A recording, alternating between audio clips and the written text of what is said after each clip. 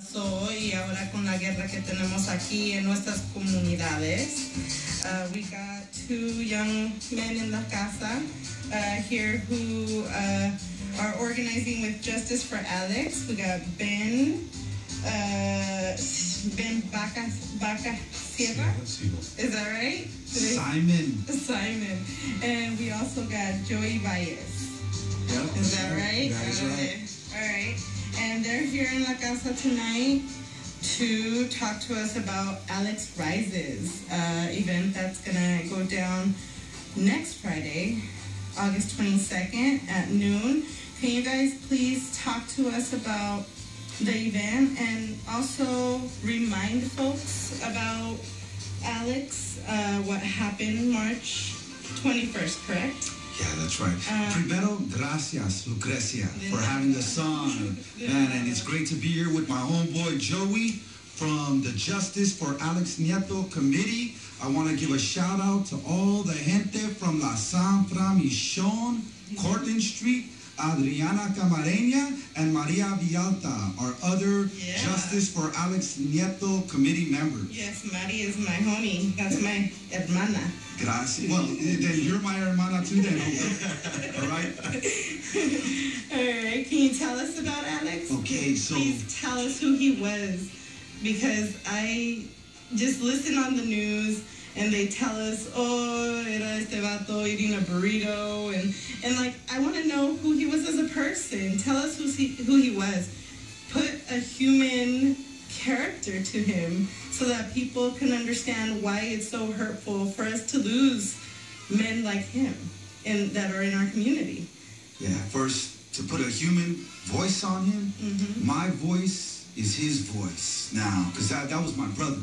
I love that man so much. He was such a beautiful young man in his prime, a college graduate and also a continuing college student, a beloved son, a positive community activist, a full-time worker, never been arrested before in his life.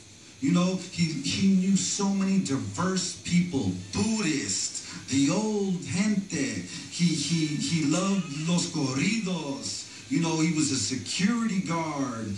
Also, he was someone who was very spiritual.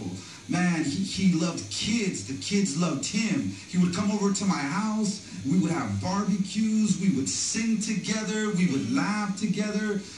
Just a gorgeous soul. Joey, you also knew him so well, bro. So tell us about Alex, bro. Yeah, so Alex and I grew up together. I mean, I've known him since we were kids. What happened to him really hurts. I mean, it breaks my heart to know what happened to him. And what can I say about the guy? I mean, the guy was, you know, he was well on his way in his education. You know, he really loved the community. He always looked up to me. Here I am. I work with youth enrichment, and you know, I come home tired sometimes, and he comes up to me, you know, 9 o'clock at night, 8 o'clock at night. I'm just getting home from work, and just wants to, you know, philosophize about life and about different issues. And I'm tired, but, you know, I'm down to, you know, just having conversations with him. And those are things that I'll never have with my friend again. Right. Can you guys talk about what went down on March 21st? What maybe don't want to be like a play-by-play, but just a description of what that day should have turned out to be, but it didn't. All right, Alex loved Bernal Heights Mountain. He lived 1 block away from one of the most gorgeous sites on planet Earth.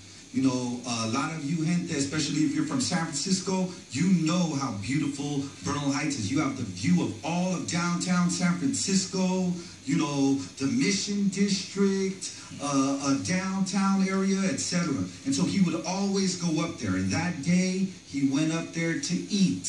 He was scheduled for work in a couple of hours. He was a security guard, right? He had never been arrested in his life. He was not a violent person. He was a practicing Buddhist at that. if you speak to some of the people that worked with him at security, he always de-escalated matters by speaking to people. And so he went up there to eat a burrito. He's not doing anything wrong. He's not menacing anyone or threatening anyone, you know, but just it happens to be that someone thinks they see what looks to be like a gun on him. It happened to be his work-issued taser. He had a license to carry that taser. He worked at El Toro nightclub. He was scheduled for work that night. He wanted to go look at the view.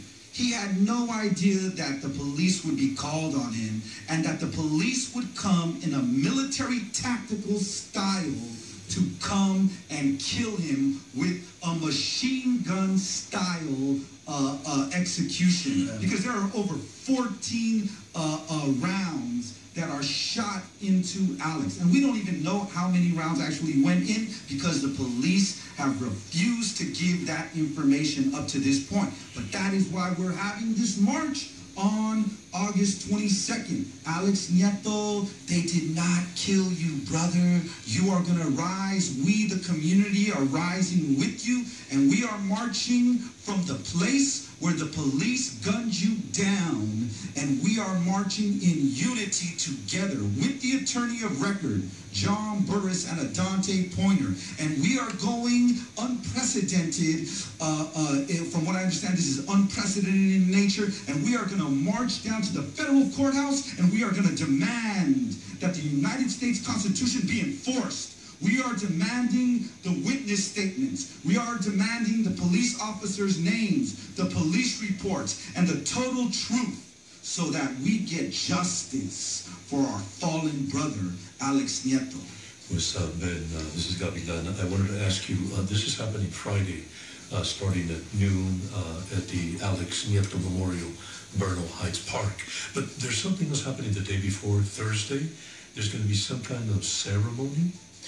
Yeah, so I'll speak on that a little bit. So on Thursday evening, around 7 o'clock, we're going to have the sunset vigil for Alex. It'll go from 7 to midnight at the spot where he was executed, right there in Bernal Heights. So we encourage, you know, all community folks to come out.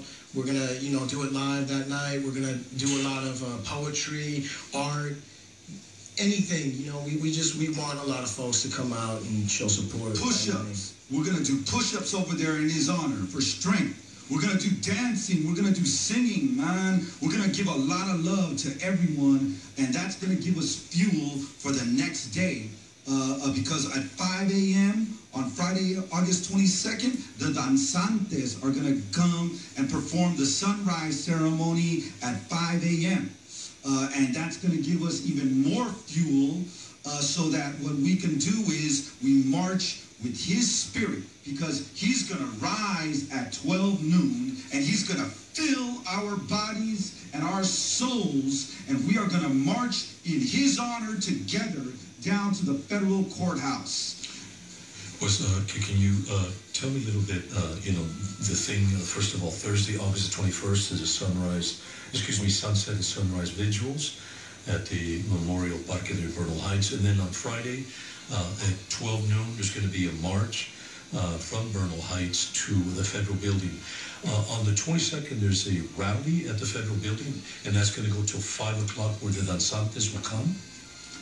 Okay, and so at 3 p.m., so at 12 noon, we're marching from Bernal Heights down to the federal courthouse. We're going to go down Folsom, then go down Mission Street and head over to the federal courthouse. We'll be there by 3 p.m. At 3 p.m., we are going to have a mass rally. And so it doesn't matter if you couldn't make it to the sunset or the sunrise vigil, or whether even if you couldn't make it to the march itself. We're going to have the rally at 3 p.m. All the press will be there. The attorney will speak. I'll speak. Some other gente will speak. And we're going to give a lot of love. We're going to be shouting, amor, amor, and justice. Justice, right? And we're going to be standing up.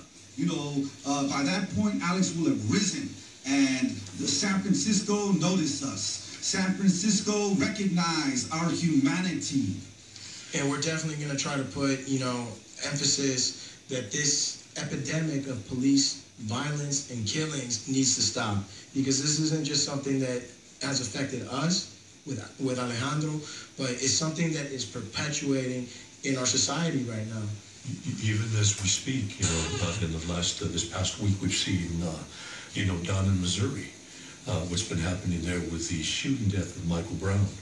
Again, unarmed, young, black youth shot to death. And, the police officers, again, there's claims of cover-up, non-cooperation. But, the situation here isn't just, what's happening there in Missouri, in Ferguson. It's something that's happening everywhere across the country. There is a massive epidemic of violence as the warrior cop state has finally militarized every town and city across the country. And now I feel, I'm saying to the both of you, what needs to happen is every city, every town, we need to go in front of city councils, we need to go in front of board of supervisors and have them pass resolutions. We want an accountability on why our police forces are militarized. We need police services, not police forces that target someone and shoot to kill. Empty your gun, that's military. There's no more protocol. That's something that I think that you all are beginning to touch upon. So right now there's a calling out from the Alex Nieto Organizing Committee to join the civil rights movement against police killings. One last question, is there information, a site, a phone number where folks can go to? Yeah, so we have a website. It's justice4, the number 4, alexnieto.org. We're also on Facebook. And I believe that Facebook address is... It's Justice for Alex, and then we also have a Facebook event page, Alex Nieto Rises. My name is Ben Boxiera. If you need any information, you can message me. Joey Baez is also here. We could answer some questions that you may have about Alex Nieto, but we've got a lot of technology, a lot of support.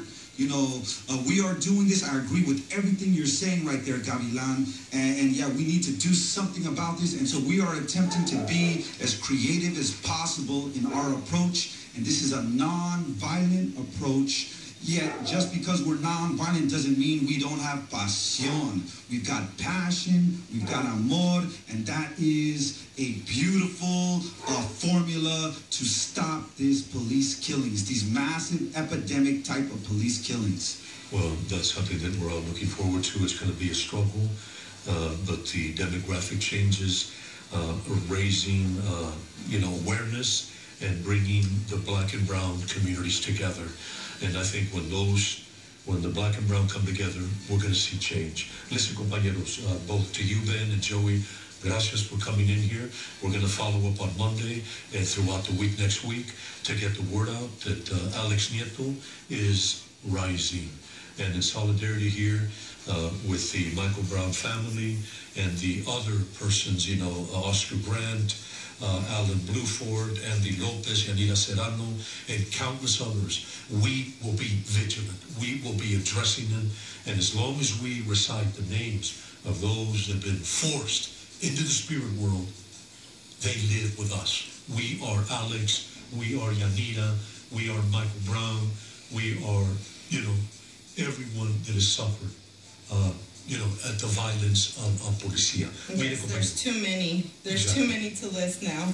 It's terrible. Pues listen, gracias again, compañeros. Thank you so much. Thank you for having us. Thank you. And one more thing, amor for Alex. Amor y justicia para Alejandro Nieto. That's right. And amor from Aslan to the barrio and to all those struggling to bring peace and tranquility back to the barrios, and not fear and terror from the police state. Muchas gracias, compañero. Thank you so much. Gracias.